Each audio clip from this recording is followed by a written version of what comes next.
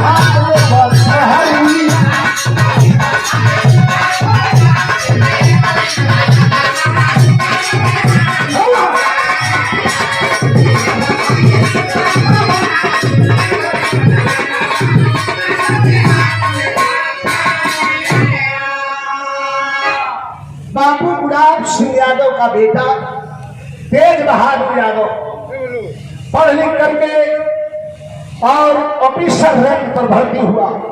Duty लग गई 10 को सिपाही के लेके और वही प्रयोग के वाला स्थान पर कश्मीर में ड्यूटी लगल बा। जवानों से कहा एक रात में कि आओ जवान तैयारी करो, ये काम करते हैं, खेल खेलते हैं, कौन सा खेल?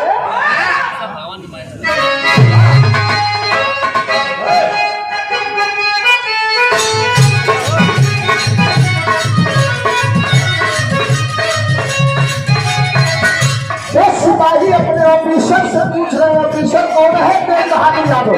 क्या जवान कहता?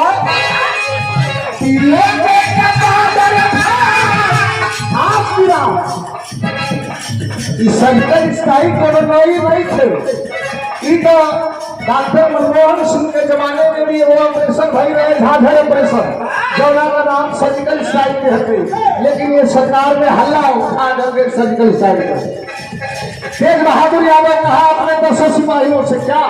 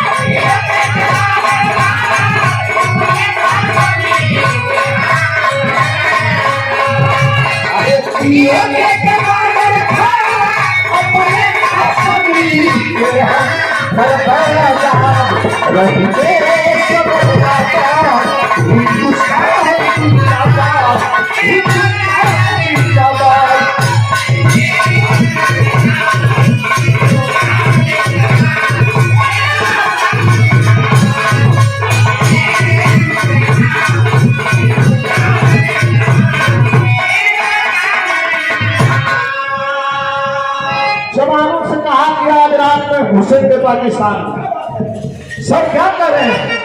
कई आदेश है, 10 जवानों को लेकर के तैयारी करता है क्या?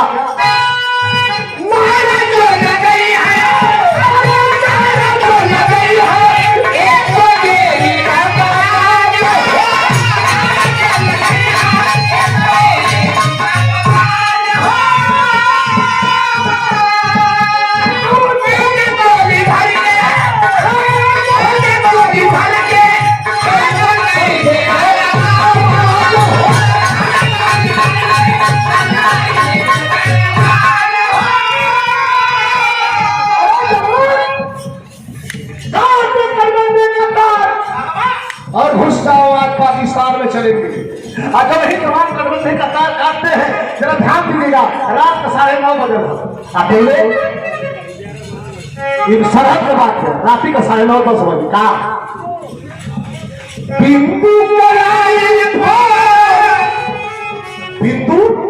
11 महीना को गौलहरी दुल्हन तेज बहादुर यादव को दुल्हन। अरे बिंदु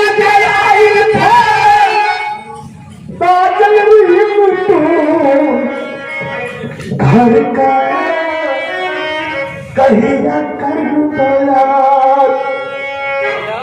दुल्हन